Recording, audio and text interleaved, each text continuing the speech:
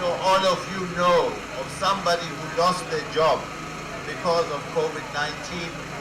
All of you who know of somebody who lost their life because of COVID-19. So it's been a bad time. But we as a provincial government, under the leadership of Premier Zikalala, we did not sit down and be paralyzed. We said, no, we must do something. And under the leadership of our Premier, we developed, and our President Cyril Ramaphosa, we developed an economic recovery plan. That means a plan to make the economy grow and create jobs. It's been tough, but I can say that that plan is working. Just yesterday, the President and the Premier were there with Toyota South Africa. All of you know it's a big factory in eThekwini where Toyota makes the vehicles.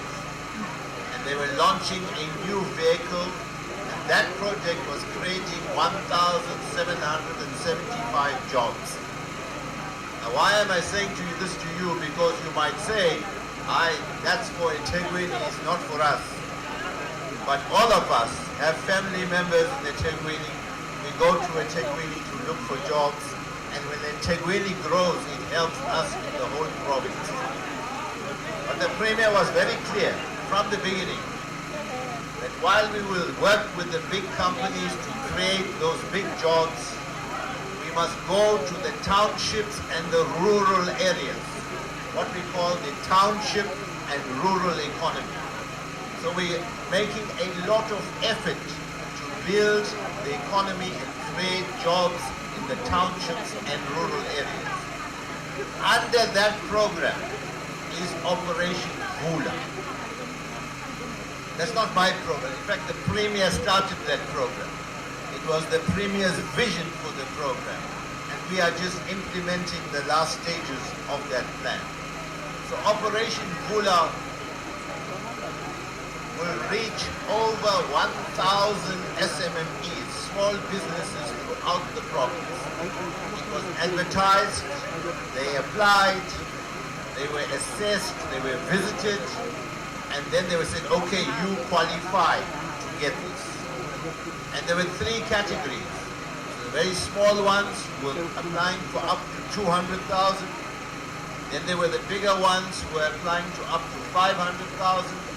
And then there were some that are big and could apply for up to 2 million rand. So we have done that assessment, and over 1,000 SMMEs throughout the province, and about over 100 in this district are beneficiaries in that program, and you will see some of them today will be receiving their what we call dummy checks to show that they have been successful and how much they have received.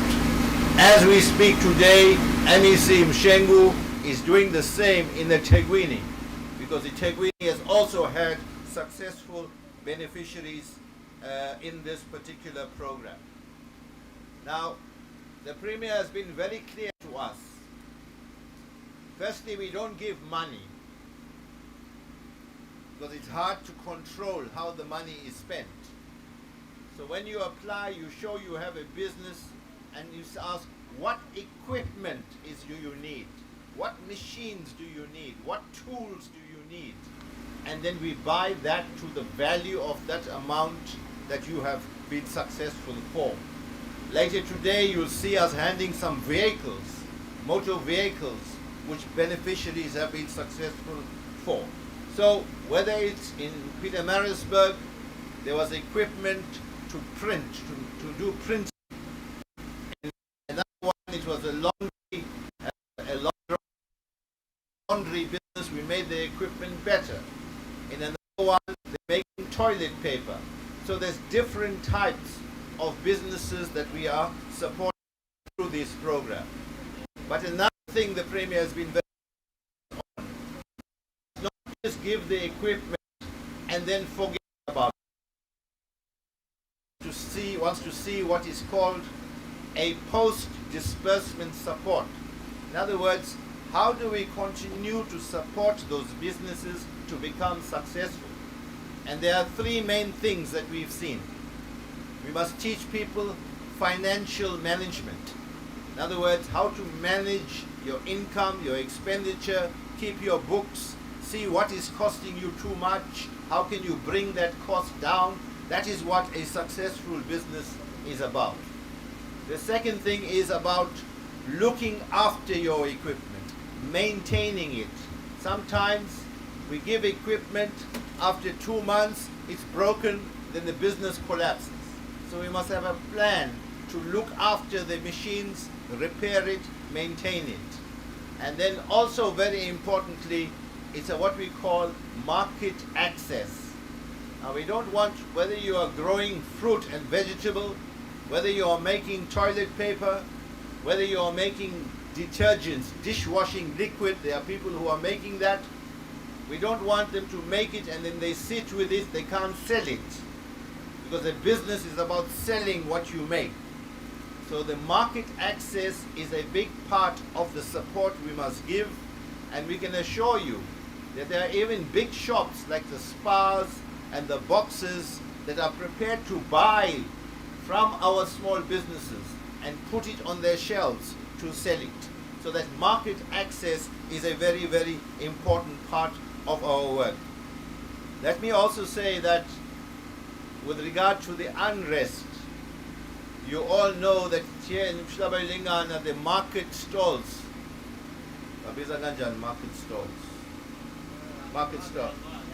market stalls was destroyed in the unrest.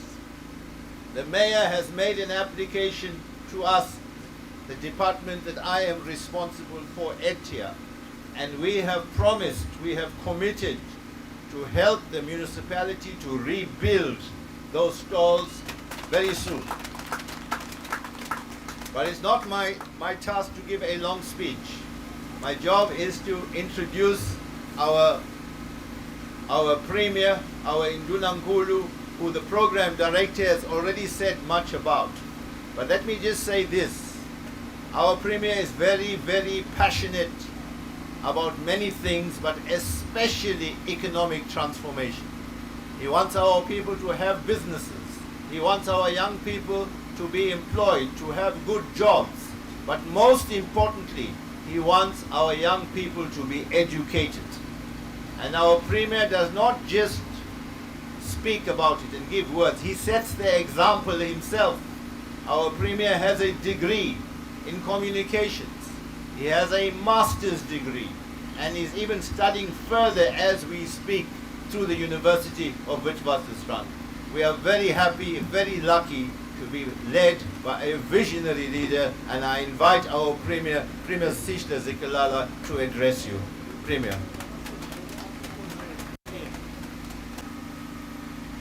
Inkosi yesizwe sakwambila, inkosi uzikhali, siyabingelela. Sibingelele undunankulu wesizwe onathi la namuhla nosamukelile undunankulu wesizwe sakazikhali. Sibingelele umphathiswa womnyango wezokuthuthukiswa komnotho, ezokungcebeleka nokongiwa kwemvelo, Baba uPhiley. Sibingelele ilunga lomkhandlu ne-exco yalapha eMkhanyakude, ubaba uSolomon Mkhombo. Sibingelele kumeya walapha eMkamhlabiyalingana, ubaba uMthethwa uNyambose.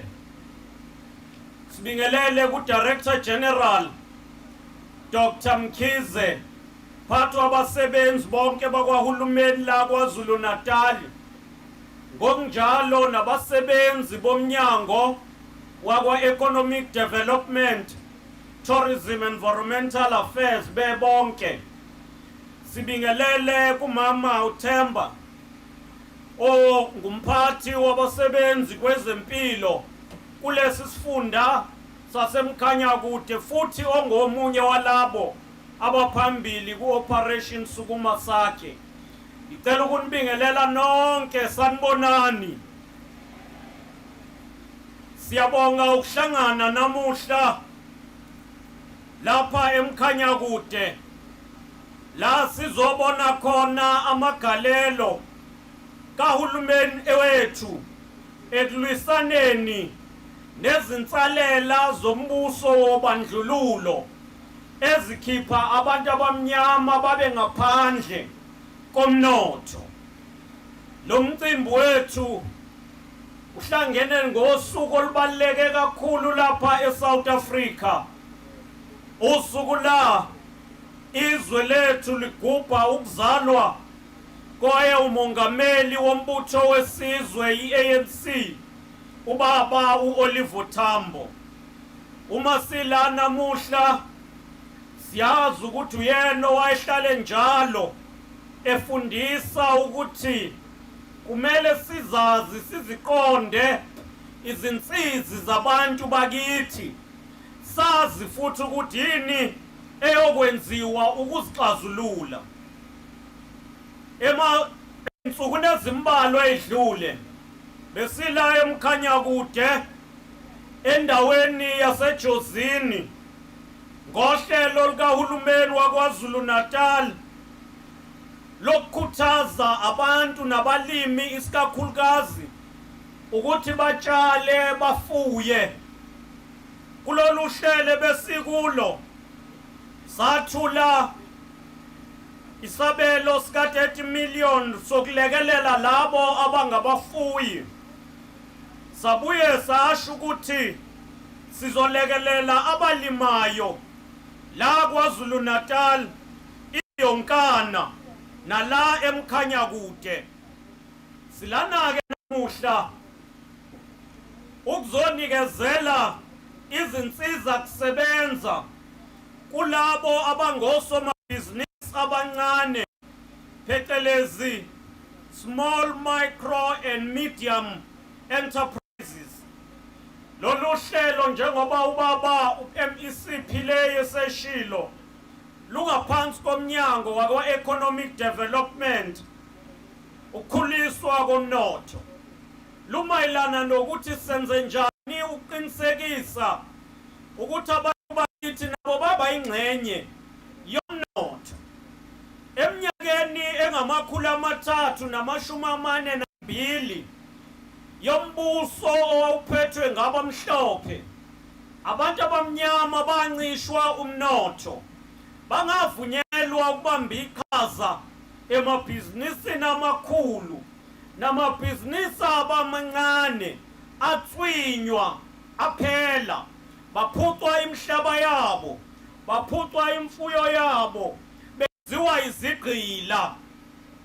Uthi ubaba uThabo Mbeki umebhala ngo-1978 uthi ezweni lase-South Africa umuntu omnyama uhlobene nomnotho. Ukuhlobana kwakhe nomnotho ukuthi uyawukhanda umnotho, umese ukhandile omhlophe mese yawuthatha ube owomhlophe. Umuntu omnyama ungena ensimini alime, athi umeqeda ukulima atshale, ahlakule, avune, mese umeke wavuna nje omhlophe mese yathatha, mese mnikeza loyo tiki wokuthi ayiphilise akwazi ukubuya zosebenza. Uthi ubaba uMbeki meqhubeka uthi umuntu omnyama uyiswa ngaphansi komhlaba amba igolide nedayimane, umeke walibeka ngaphandle komhlaba omhlophe alithathe alikline mese lisebenzisa. Uma kungukuthi omnyama uvaleleke ngaphansi komhlaba ukwazi kwakhe and lo mhlophe akanandaba nalokho. Sizothi namuhla lolo sizi nenyembezi zabantu bakithi uhulumeni wethu uzizwile, walubona usizi lwethu, waqala uhlelo lokuthi nathi sizwe simnyama sihlomule emnothweni okhona. Namuhla sizothula insiza ngaphansi kohlelo la Operation Vula. Lolu hlelo lune lunama-pillars amane. Iphila yokuqala eyokuthi sihlonze abantu abangosomabhizinisi abancane. Iphila yesibili eyokuthi labo bantu balekelelwe ngezinsiza kusebenza, bathengelwe izinto abayidingayo. Iphila yesithathu eyokuthi labantu baqeqeshwe ukuphatha imali nokuphatha amabhizinisi nokumaketha amabhizinisi abo. Iphila yesine ukuthi laba bantu batholelwe imakethe e-sustainable, imakethe abazokwazi ukuhweba kuyo ngaphandle kokuphazamiseka, kube imakethe esaziyo ukuthi izoba khona ingunaphakade. Uhulumeni uthe kunezinto azoyithenga kubantu abamnyama basemalokishini nasey'ndaweni zasemakhaya. Lezi zinto kufana nezinto esiyibiza nge-clothing and textile, okuyizo zonke izinto ey'fana ney'nto zokugqoka, ezokumbatha, nazo zonke uhulumeni ayisebenzisayo ey'bhedlela nama-uniform ahlukahlukene. Uhulumeni uthe futhi ukudla, whether ukudla okulinyiwe noma okutshaliwe, uma uhulumeni eyise ibhedlela nasemajele la KwaZulu-Natal sizothenga kubantu abamnyama.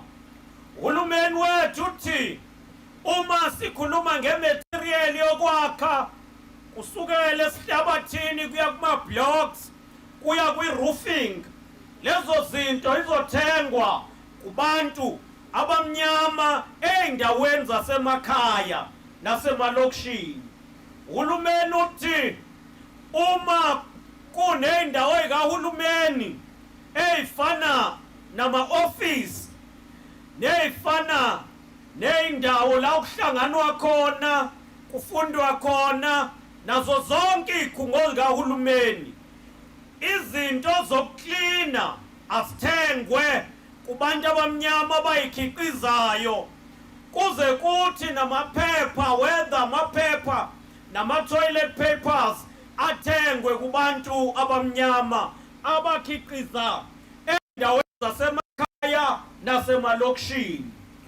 Lokhu sikwenzela ukuthi nabantu bakithi babe nawo umnotho abazokwazi ukuthi ngawo bakwazi ukuziphilisa. Namuhla-ke sithula izimoto ezintathu netruck elithengelwa abanye bosomabhizinisi abancane. I-truck iy'moto ey'ntathu, kodwa abaningi bazothola nemali yokuthenga izinto abayidingayo. Iningi labantu abahlomulayo abantu besifazane, ngoba ibona abaneqhaza elikhulu ekuletheni umnotho endaweni zasemakhaya. Ibona abaneqhaza elikhulu ekulimeni, ibona abaneqhaza elikhulu ekuthungeni. Yingakho iningi lalezi zinto liya kubantu besifazane. Siyafuna ukusho ukuthi lolu hlelo lukhave KwaZulu-Natal yonke. La Umkhanyakude lolu hlelo njengoba silwethula, uma ubheka indawo ehlomulile Umkhanyakude wonke kuhlomule inkampani ezingaphezulu kuka-300. KwaMhlaba iyalingana, kuhlomule inkampani ku-tier 1 eziwu-20 zathola about 3 million. Kwathi eJozini zaba u-77 zathola about 13 million. Kwathi ePick 5 zaba 14 zathola 2.5 million. Nabantu October ewu-13 zathola 2.1 million. Umubala imali yonke esizoyikhipha ezala eMkhanyakude iba ngu-490 million. Siyafuna ukubonga kulabo somabhizinisi, kodwa uma sethula le mali siyithula sisho ukuthi asikuniki imali, sizokunika izinto ozokukhanda ukwazi ukusebenza. Sizokufesela, sikunikeze equipment usebenze. Sizokunikeza imoto, uma udinga imoto ukwazi ukusebenza. Uma udinga imishini, unikwe imishini. Le mshini ingeyakho, kodwa uma ulivala ibhizinisi ungakaqedi iminyaka emithathu, uhulumeni uzoyithatha le mshini. So idinga abantu abazoyisebenzisa. Awunalo ilungelo lokudayisa, owakho usebenza uqinisekisa ukuthi wakha amathuba emsebenzi. Asigcini la, sikhiphe uhlelo lokuthuthukisa intsha ngokomnotho, i-Youth Business Development Fund esayilontsha ngo-70 million, yahlomulisa iy'nkampani zentsha eziwu-53. Lezi iy'nkampani zikhona kwindawo ey'hlukahlukene, ezinye zikwi-tourism, zibheka ukwakha amathuba emsebenzi kwi-tourism, ezinye zikwi-recycling, khona nje abala empangeni abakha amaglasi abawakha ngo-recyclisha amabhodlela, ezinye zikwi-agriculture. Sithi kubamba ezingelayo basukume siqinisekise ukuthi siba ingxenye yokwakhiwa komnotho. Siyababongela-ke labo abathe bahlomula kulolu hlelo. Lolu hlelo aliqali lugcine namuhla, nangonyaka lo esikuwo wezimali luzoqhubeka. Sifuna ukubona iy'nkampani zabantu abamnyama zithuthuka. La eMkhanyakude, uMkhanyakude ubaluleke kakhulu KwaZulu-Natal. Ubaluleke ngezinto ey'ntathu kumnotho. Okokuqala, indawo ekahle kakhulu for i-tourism. Udinga siyikhulise, siqikekele ukuthi la mathuba kwi-tourism abenefitha bonke abantu bala eMkhanyakude. Okwesibili, uMkhanyakude u-rich kwezolimo, dinga sikhuthaza ukulima nokufuya. Okwesithathu, u-rich kwi-ocean economy, baningi abadobayo okudinga sibalekelele, bathole imvumo, badobe ngokusemthethweni, bathole izinto kahle zokudoba, bathole nezinto zokugcina ofishi uma bese bewadobile. Uma bewadayisa babadayise kwimakethe enkulu, hayi ukuthi badayisele umuntu emgwaqeni. Umuntu azothenga ufishi kuwena ngo-200 rand, yena mese udayisa u-2000 rand. So siyimisele ukulekelela osomabhizinisi, especially kule mkhakha emithathu. Nkosi yesizwe, ngiyafisa ukubuye ngisho into engiyisho ngesonto edlule. Siyafisa ukubonga kumakhosi alapha eMkhanyakude ngendlela asebenzisana kahle ngayo nohulumeni. Siyafisa ukubonga. Ufika nje Nkosi yesizwe sasike sambikela u-MEC. Simbikele ukuthi la sibe nenkinga yokushiswa kwemakethe. Omama ebebedayisa emakethe bangaba nendawo. Safika sabanikeza lokho kubizwa ngamagazibo nje ukuboza ilanga. Umasipala kuyazama ukuthi manje ubafakele ama-containers, kodwa njengoba eseshile u-MEC, sethembisile u-MEC Phileyo ukuthi cha, sizokwakhiwa isakhiwo semakethe ngokushesha, sizoyivuselela imakethe ze abantu bakwazi ukudayisa ngendlela. Nkosi yesizwe ngimbikele ukuthi ngesikhathi sigcina sila inkosi yesizwe yasho ukuthi kunendawo la engasetshenziswa ukwakha ama-ofisi kahulumeni nama-ofisi okunikezela idinga emphakathini njengo-home affairs nokunye. Sathi le ndawo imingaba nje into eyi-shopping mall mese kuba nalama-ofisi, kungaze kube yi-mall enkulu ngaba yi-shopping center, kodwa mese kuba nalama-ofisi aletha iy'nsiza. Sivumeleneke no-MEC ukuthi ngohlaka lwabo lwethala bazobuya balibhekisiseke lolu daba, ngoba siyadinga ukuthuthukisa lezi ndawo zakithi. Abantu bathola ama-ID eduze, bathola ama-driver's license eduze, bathola iy'tifiketi zokuzalwa eduze. Ngiyafuna ukusho ukuthi ngiyezwelana noBhejane ukuthi umele Umkhanyakude la, kodwa umeya akekho. Kuyahlupha-ke ngoba ngezinye iy'khathi labo meya uyuthi siyeza siletha intuthuko mese bona bangabibikho, kodwa uma sithela mese bona bethe yabo le ntuthuko. Sizothi sithela mese bethi yibo abaletha ukuthi. Kodwa omunye umeya wangapha eJozini, yena ngoba ngizomusho ngoba yena ngaze ngambuza, safike sakha i-airport lapha eMkhuze, ngathi ngisuka nje ngingakafiki nasempangeni, wabe sekhuluma okhosini wathi yena uMabika usakha i-airport. Awu ngambuza lo meya ukuthi awu uyakhe nini i-airport na?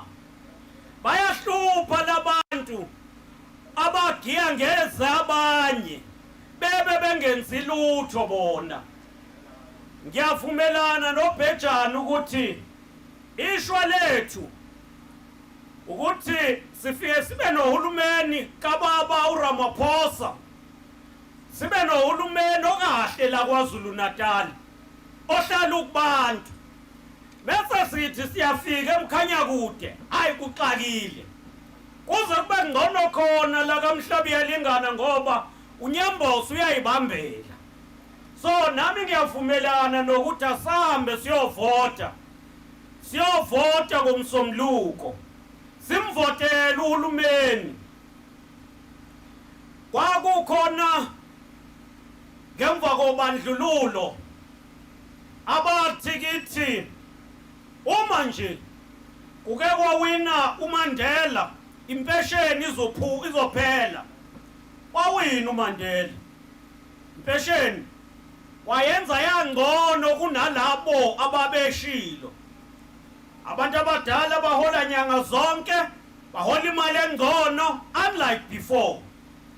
Kwathiwa kuzoqedwa amakhosi ayahlonishwa, nendlunkulu iyahlonishwa kuze kube namuhla.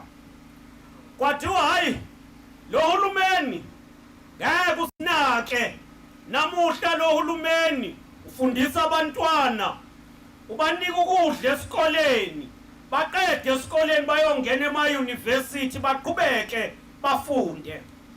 Babe khona uhulumeni nangemva ka-1994. Kwakhona uhulumeni wasePitoli wawuphethwe uBhota, wasegcina kuDe Klerk.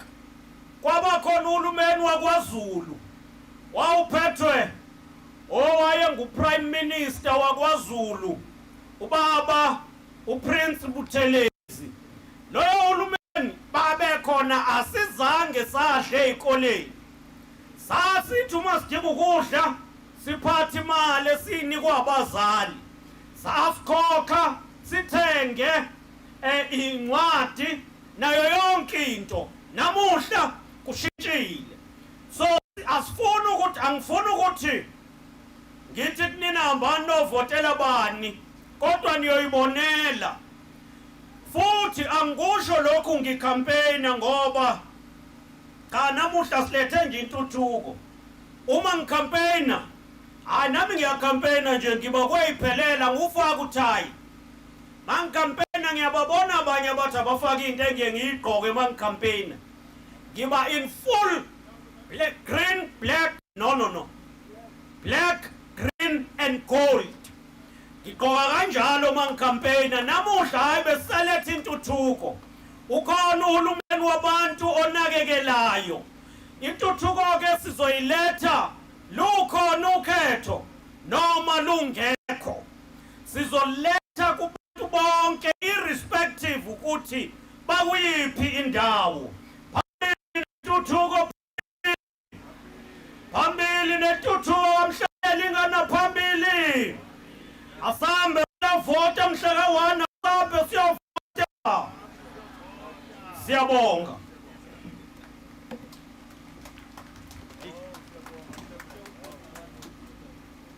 Ngokhulu ukuyithoba ukujabula angibingelele bonke abantu basemkhanyakude. Ngiyanibingelela nginamukele esizweni sakambili. Mhlawumbe okwami ukubonga kakhulu MEC uhambisana noNdunankulu weProvince. Njengenkosi uyaye ube nenkinga ukuthi awukwazi ukuthi uqamba amanga. Angeke ngikwazi ukuthi ngithi intuthuko asiyiboni ngobe siyibona ngamehlo. Ngikhuluma nje sise stadium sikanokusho ngisho upresident wethu Ramaphosa mayengafika singakwazi ukuthi imhoste ngendlela esihle ngayo nesikhulu engikholelwayo ukuthi asifani nalezi esinokuyibona kuma social media Ndunankulu. Sinanehholo sinanezindlu ezakhiwayo ezingama RDP houses esibonayo ngempela Ndunankulu zibuyisa isithunzi ebantwini bakithi. Asikwazi ukuthi sifihle lokho. Mhlawumbe ke njengobe ukhona Ndunankulu ngeke sihlale singalisebenzisi ithuba lokuthi noma sinqoma sishaya izandla la isizweni sakambila njengobe sizwa nanentuthuko cishe osomabhizinisi abancane nabo ohambe wabakhumbula.